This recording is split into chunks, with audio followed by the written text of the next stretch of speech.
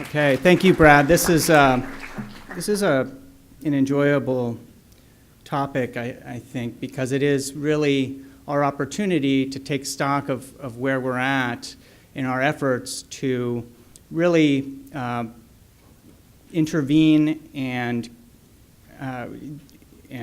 maybe modify the fundamental mechanisms of these diseases to help people. And I think I'm going to cover some science here today. I think we've already heard a fair amount this morning, so bear with me. A lot of what I'm going to say is going to build on what we've already heard. And I think that there's a lot of reason to be hopeful. The pace at which we're really kind of learning in all of these areas is really fantastic. And so I think we are on our way, even though it takes a tremendous amount of patience to see through the process from really kind of identifying the pathology to really understanding kind of what the actual mechanisms of the disease are. So the main points really, obviously, we want drugs, we want treatments that are going to really affect the fundamental mechanisms of the diseases. We want this process of developing these drugs really depends on a number of different factors, but some important factors really are identifying the pathologies early, identifying the mechanisms early, and intervening early. And just another articulation of thanks to people for participating in our clinical research studies, because they are indispensable towards these efforts towards developing our disease-modifying therapies. So it all fits together, and in ways that hopefully I will make clear. So this is really a restatement of what Dr. Dickerson covered in his introduction, which is that there is a fundamental distinction between what we think of as a syndrome, the collection of symptoms and signs of a disease, and the underlying pathology, which is fundamentally defined by what we see under the microscope when we examine a brain. And so we might use terms like a behavioral variant of frontotemporal dementia or primary progressive aphasia, or some in people who have Parkinsonian motor syndromes, maybe corticobasal syndrome or PSP syndrome. And these do not tell us exactly what's happening under the microscope, but we would associate different types of proteins and protein inclusions with these syndromes. And so for frontotemporal dementia, really, the major subtypes are the TDP-43 that we've heard about, the tau that we've heard about, and another family that includes the fused in sarcoma type of protein, FTLD-FET. We are going to make our diagnoses, as Dr. Dickerson said, based on kind of our own clinical evaluations and certain markers, like where we see shrinkage on an MRI scan, or where we see reduced uptake of glucose or sugar on an FDG PET scan. That's the basis for a syndromic diagnosis, whereas really looking at the brain under a microscope is the basis for a pathological diagnosis. In some cases, such as some of those gene mutations as causes of frontotemporal dementia, what Diane Lucenti spoke to us about, we would be able to predict with a fairly high level of confidence, just on the basis of the gene mutation, what we would find under the microscope. Anatomically, the syndrome or the symptoms really depends on location. You know, what parts of the brain are ill versus what parts of the brain are well. And it just so happens that there's a network, there's an organization of our brains into large-scale networks, which are interconnected parts of the brain that work together to achieve certain functions. So in the example of language, there's a language network, and when that degenerates, we see a primary progressive aphasia. So that's really fundamentally kind of why we see specific syndromes. Whereas when we're defining our pathological conditions, as I mentioned, it's really the molecular and the protein inclusions. And when we're thinking about treatments, really, we want to help with the symptoms of a syndrome. We want to help people with language difficulties do better in their areas of language. But when we're talking about really affecting the diseases fundamentally and having disease-modifying treatments, we really need to think about what's happening pathophysiologically and under the microscope.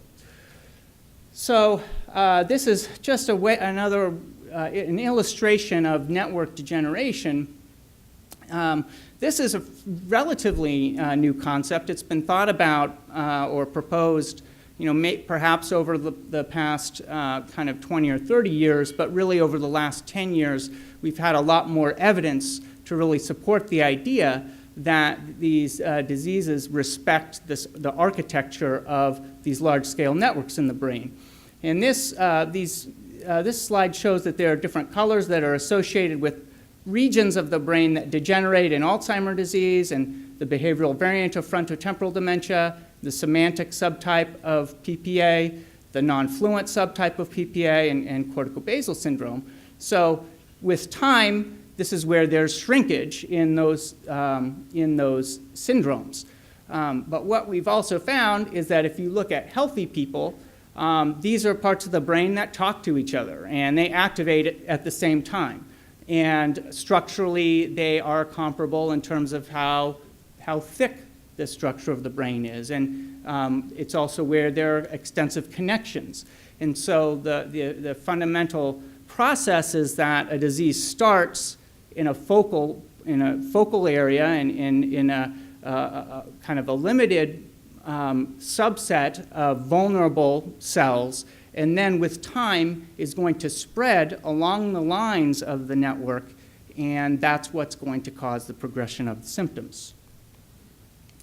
So this is another summary of the pathologies, and Dr. Dickerson mentioned that the two major most common kind of categories would be this tauopathy and the TDP43 proteinopathy, and then a less frequent subset would be the FUS and related proteins. And these are the main proteins that are deposited, and then some of the gene mutations as a cause of frontotemporal dementia that Diane spoke about. The genes are going to determine the proteins. This is an example of what a pathologist might see that would allow him or her to really make the pathological diagnosis. And so there are cells, and these are all kind of collections of cells, and then there are stains that are going to kind of highlight certain inclusions of proteins. And so the brown areas in these slides is really where there's abnormal tau protein. And so when a person has corticobasal degeneration, there's a certain pattern. When a person has progressive supranuclear palsy, there's a pattern. When somebody has Pick disease, it's all tau, but the tau inclusions look a little bit different, the cells look a little bit different, and the pathological diagnosis is different. For TDP43 protein, again, we're looking at a different protein, but we're still fundamentally looking at kind of inclusions of diseased protein, of unhealthy protein, and where those deposits are in the cell and in what types of cells they're in is going to really form the basis for making a distinction between different subtypes. This is just another kind of depiction of Dr. Dickerson's slide, which really tries to capture the concept that on average the time course of frontotemporal dementia is going to be one of insidious onset and gradual progression over months to years. With an effective symptomatic treatment, a person might get a boost at any given point in time and might do a little bit better on that treatment than they would off of the treatment. But fundamentally, because we're not really impacting the mechanisms of the disease, there still is going to be a similar slope to the change. And this is why it's so important for us to be working on developing disease-modifying therapies that really are going to fundamentally alter the trajectory. So I'm not going to, I can talk after the talk for people who are interested about symptomatic treatments in greater detail, but this is just another depiction of what Dr. Dickerson said, that we will sometimes use medications like antidepressants or antipsychotics or anti-epileptic treatments off-label, so to speak, meaning that it's not primarily approved by the FDA for use in frontotemporal dementia, but we might see some symptomatic benefits from those medications.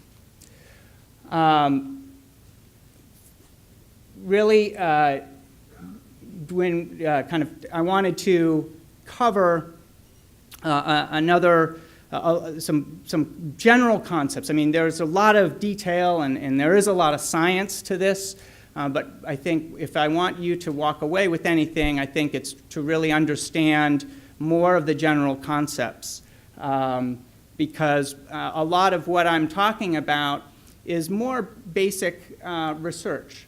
You know, so when there's a kind of a progression or a pathway that drugs are going to go through from the time it's discovered that there might be some therapeutic value to the time where we actually have the evidence for the Food and Drug Administration to say, yes, we're going to approve this so that doctors can prescribe it, okay?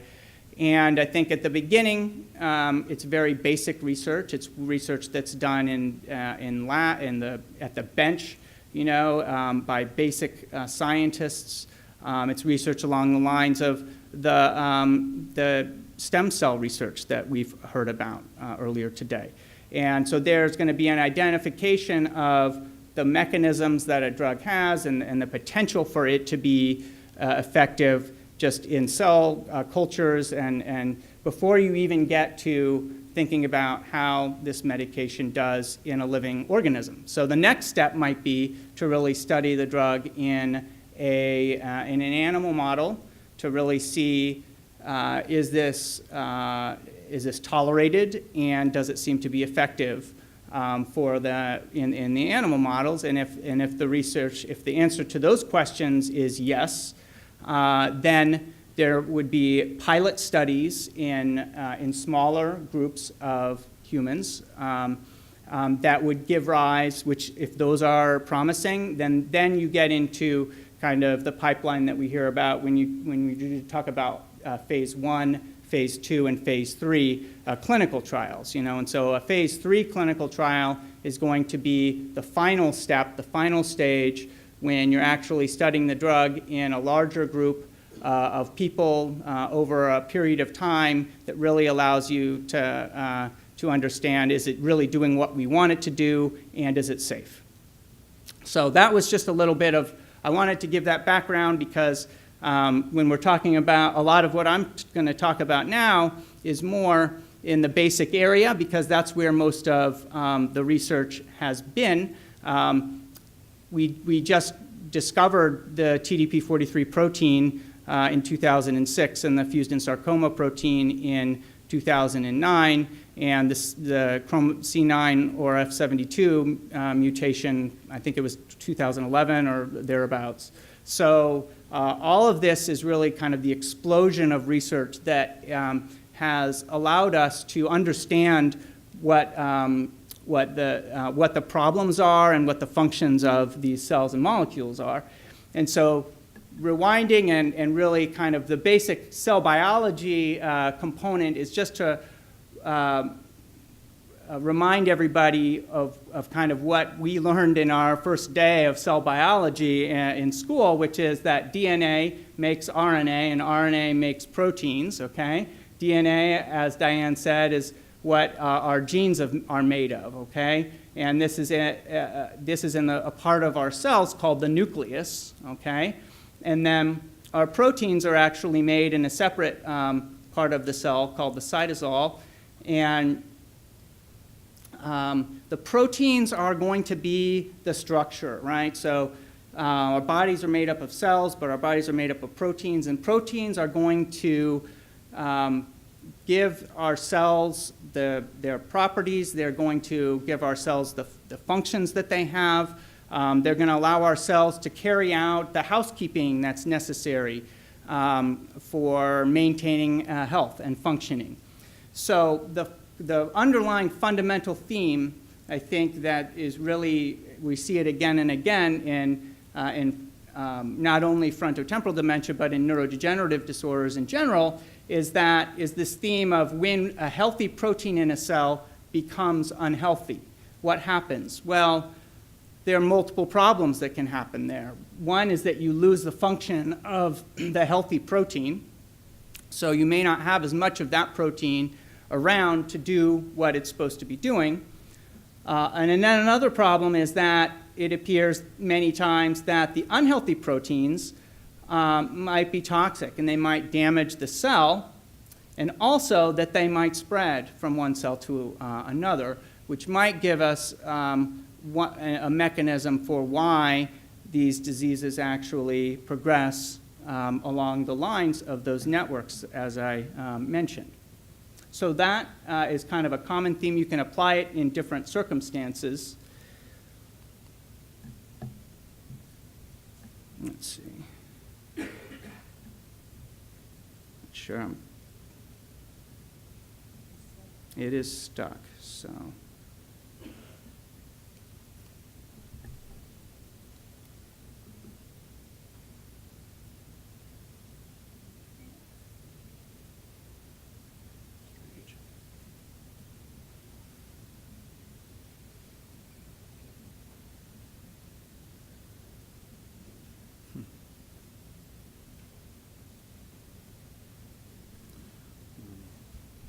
So, yeah, I'll just kind of continue speaking.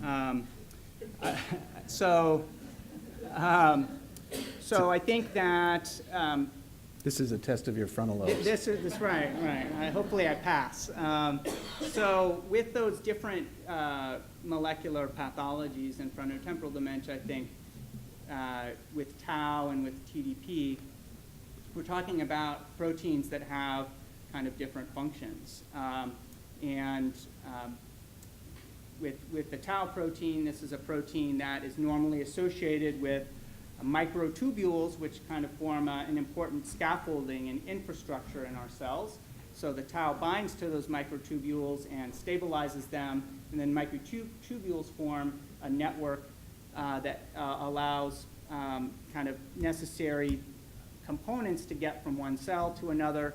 So it's kind of a transportation infrastructure of sorts.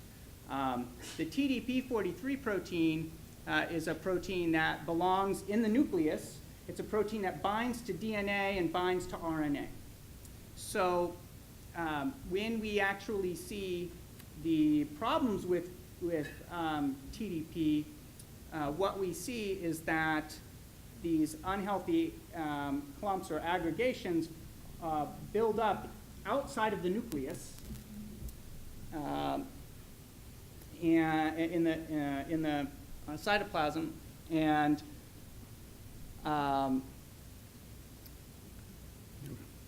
which would also be where we see the tau, and so the green is really kind of where the TDP belongs. When there's less of it in the nucleus, then we lose the function that protein is going to normally carry out, and then you also kind of build up these potentially toxic accumulations outside of the nucleus where they don't belong, and then there's a potential to spread from one cell to another. And so these are all, there are different. The main point is that there are different targets for therapies where we might try to prevent the unhealthy proteins from aggregating. We might use antibodies to try to clear out the unhealthy proteins. We might try to modify what happens to the proteins when they're initially built to try to prevent them from becoming unhealthy, or we might try to kind of bind or disable kind of the toxic proteins. So with tau, some of the strategies really are first to try to help our cells produce more healthy tau protein, less of the protein that is more likely to become diseased or unhealthy. And so there are different isoforms, there are different forms of the protein, and certain types of medications might actually affect kind of how the gene is processed so that more of the good type of protein is produced and less of the bad type of protein is produced. So this is just those microtubules that I was mentioning that kind of form the scaffolding and the infrastructure. Other ideas are to really kind of give medications that are going to try to keep the tau healthy and bound to the microtubules, or to actually stabilize those microtubules themselves, or to inhibit the aggregation of the unhealthy protein. So when it's healthy, it's binding to the microtubule. When it's unhealthy, it's all clumped and aggregated. I mentioned that there's evidence that these proteins can spread from one cell to another. And so this is just the end of one cell and the start of another. And so there are proteins there are mechanisms for how proteins might spread from one cell to another. And some of the medications that are actually now being studied in clinical trials in people are antibodies that are going to bind to tau when it's in between these two cells and try to clear it out so that it doesn't get to be transported from the unhealthy cell to a healthy cell where it might make the healthy tau unhealthy, okay? So when you hear something like a prion-like mechanism, that's what we mean, is that it's basically where you've got something that's unhealthy that is being transported to an area where the brain is healthy, and then the unhealthy protein causes the healthy protein to become unhealthy. So we're trying to clear out the unhealthy protein. And then there's a lot, I think the major concept is more important than the details of the slide. What the basic major concept is that the healthy TDP belongs in the nucleus of the cell.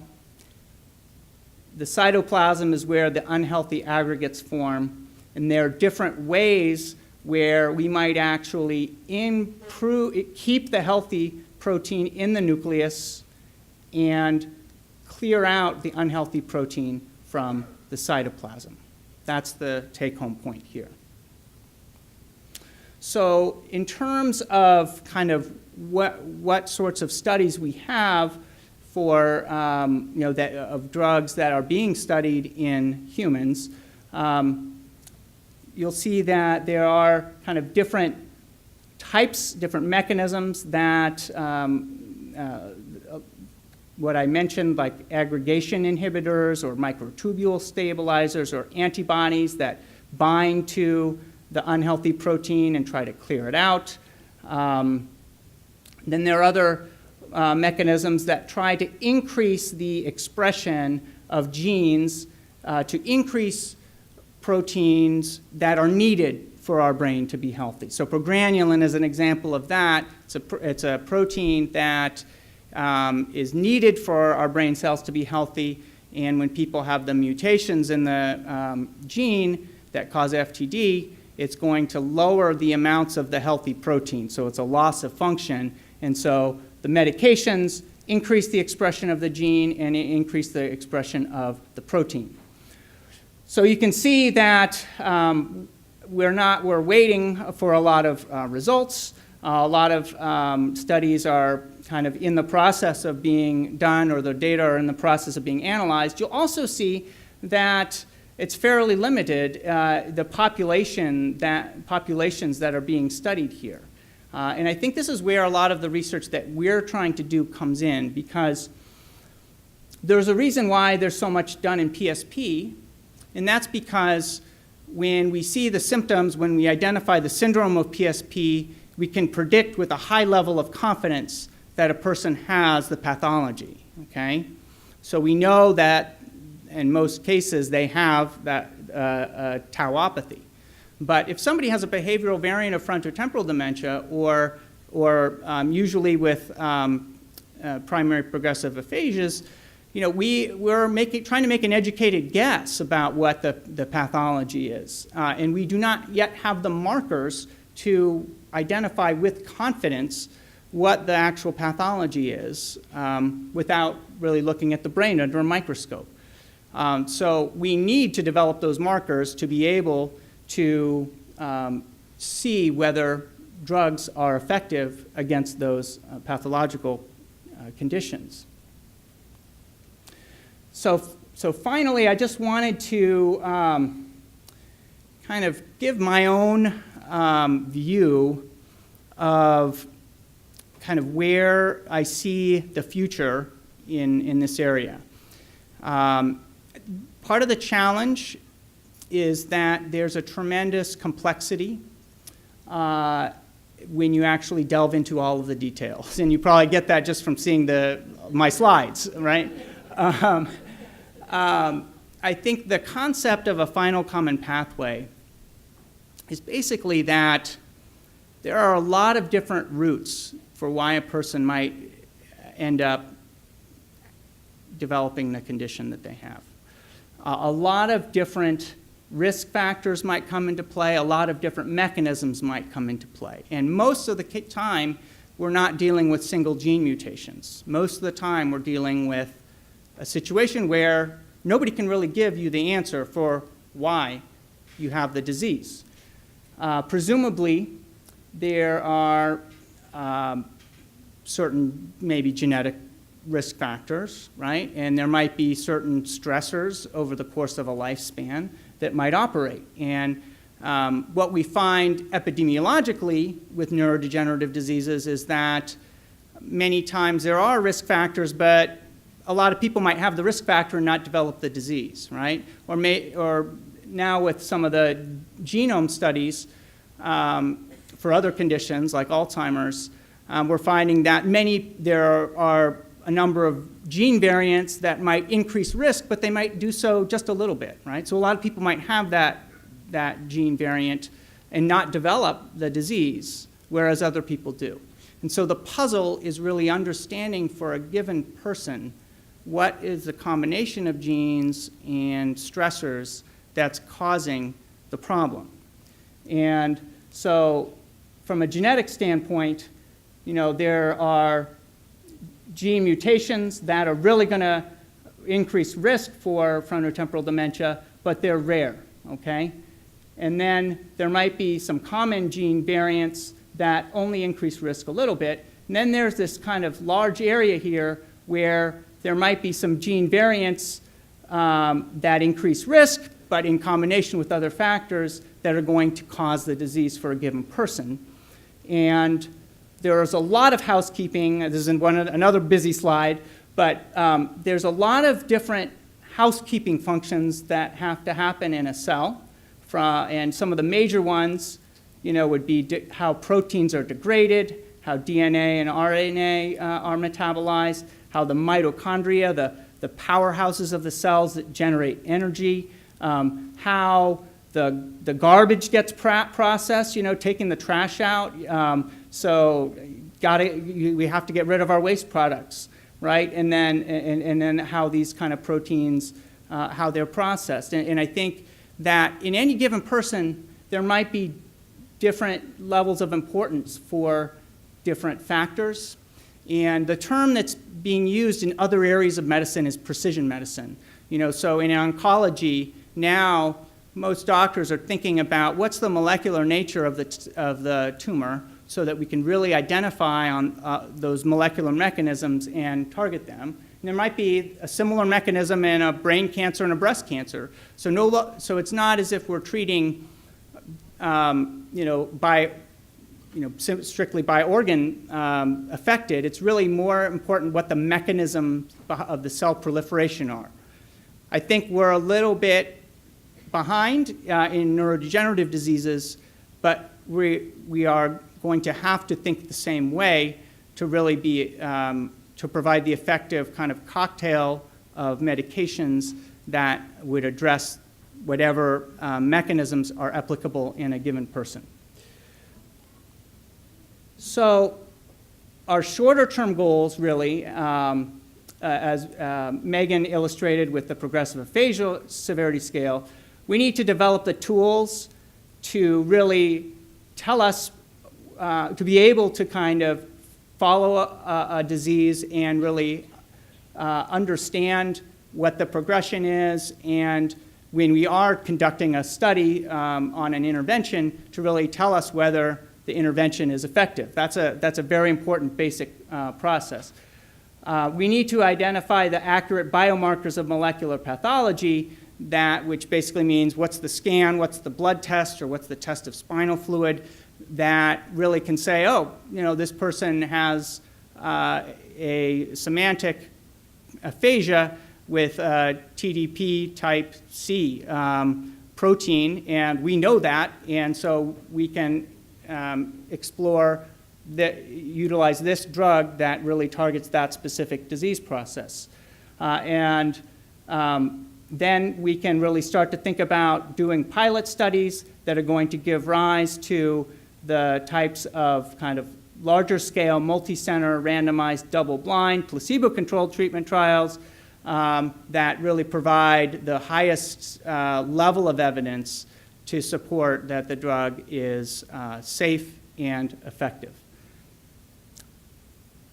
So that is it, and look forward to talking to people during the after sessions as well.